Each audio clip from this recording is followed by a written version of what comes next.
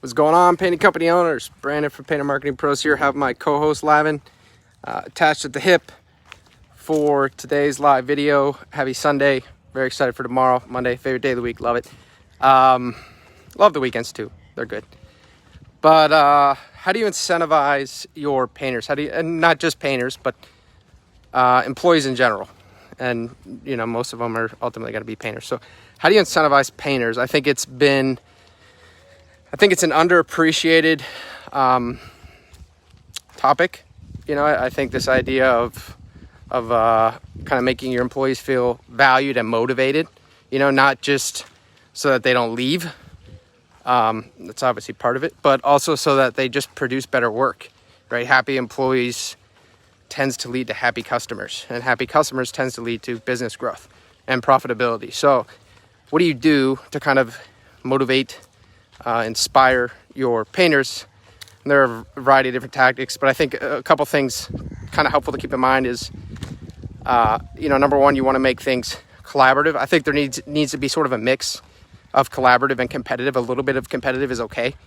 You know, the people who are kind of all-stars, I think that there needs to be some ability for them to shine, while not casting a shadow over other painters. And I think team goals, you know, projects, and particularly around reviews, you know, reputation management, getting more 5-star reviews. What percentage of jobs that you're the team lead on, you know, end up with a 5-star review?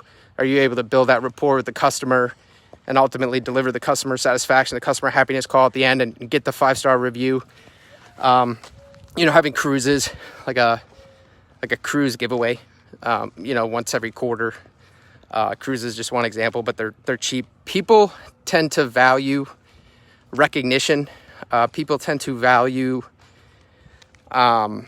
rewards such as cruise vacations, you know, things like that, more so than they value just money. So something that would cost you $500 as a company, just sticking to the cruise example, they're going to value the cruise and kind of the vacation giveaway more than they're going to value $500 or even $1,000. You know, if you throw in, say you need to have airfare or whatever, and maybe they don't work for a day, it's a 3-day cruise, something, and then they get paid for that day. You know, it's still, they're going to value that and feel more appreciated and respected and kind of like a big deal, more than they would $500 or $1,000. That's obviously not going to be true for every single person, but just psychologically, there have been study after study that demonstrate that people value these sort of, I guess, gifts, these rewards more than their financial worth, more than what they cost. And they also value recognition a lot. So I think 2021 with the demand surplus, we'll say, and the constraints on labor, I think has brought a much needed focus to how do you get your employees to like you, stay with you, be happy with your company, want to grow with your company, want to see your company succeed. How do you get them to buy in to a company that they don't necessarily own any part of?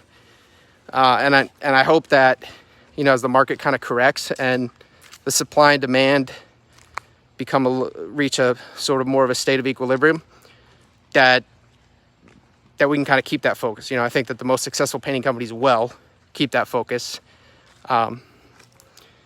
Yeah, kind of random, I guess kind of a random thought, but I think it is important. It's a Sunday, so went a little bit random today, I guess. Lavin? Oh, you have something to say? You heard it here.